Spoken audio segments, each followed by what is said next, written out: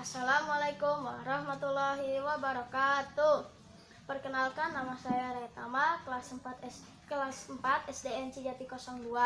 Untuk pertemuan pertama ini saya akan mereview satu buku yang berjudul Kerinduan Seorang Ayah yang berisi 37 halaman dan dituliskan oleh Pung pribadi dan diterbitkan oleh PT 3 Stangkai.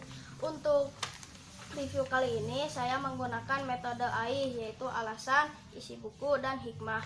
Untuk alasan mengapa saya memilih buku ini adalah judulnya yang menarik, yaitu Kerinduan Seorang Ayah.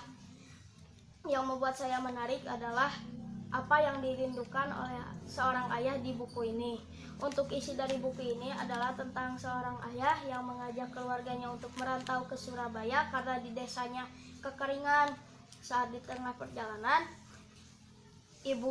istri dari anak ayah ini ayahnya yang bernama Pak Joyo sakit, dan akhirnya untuk memutuskan pulang, tapi anaknya yaitu Parman bersikeras untuk melanjutkan, dan akhirnya mereka pun terpisah.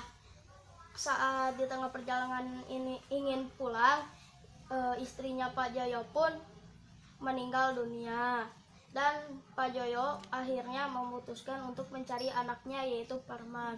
Ketika Parman sudah sampai di Surabaya, Parman pun ditemukan oleh seorang kepercayaan bupati dan akhirnya dia disekolahkan hingga dewasa. Saat Pak Joyo di Surabaya dan mencari anaknya setelah 4 tahun, Parman pun belum tertemukan, dan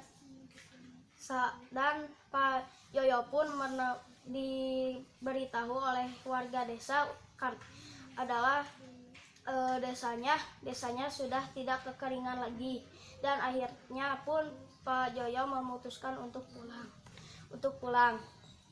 Dan tiba-tiba setelah 20 tahun Pak Joyo mendapatkan informasi bahwa anaknya sudah ada di kota, menjadi orang kota. Dan untuk memastikan perkataan itu, Pak Joyo pun langsung menuju ke kota tersebut bersama Pak Sarman. Dan setelah di tengah perjalanan, Pak Sarman pun menanyakan hal kepada Pak Joyo, yaitu apa rencana Bapak untuk saat sampai di kota tersebut. Dan Pak Joyo pun menjawab, saya akan mengetes kebaikan Pak Parman jika bupati itu benar-benar Parman, dan saya akan menunggu di depan kantor bupati. Dan mereka pun melanjutkan perjalanan. Saat sudah sampai, mereka pun langsung menjalankan rencana tersebut. Dan saat sudah satu hari menunggu, ternyata mereka pun belum bertemu dengan bupati. Dan setelah itu pun mereka langsung menuju untuk bertemu langsung kepada bupati. Dan saat mau masuk, mereka pun langsung dicegat oleh seorang petugas keamanan, dan mereka pun diusir. Saat mau keluar, ternyata dia memanggil mereka dari belakang, yaitu benar bupatinya yaitu Parman. Dan mereka pun bertemu dan akhirnya berbahagia bersama di rumahnya Parman. Yang saya bisa ambil hikmah dari buku ini adalah jangan menyerah sebelum mendapat tujuannya. Sekian review dari saya.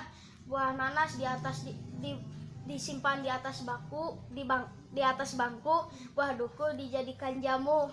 Jangan lelah membaca buku karena buku adalah sumber ilmu. Wassalamualaikum warahmatullahi wabarakatuh.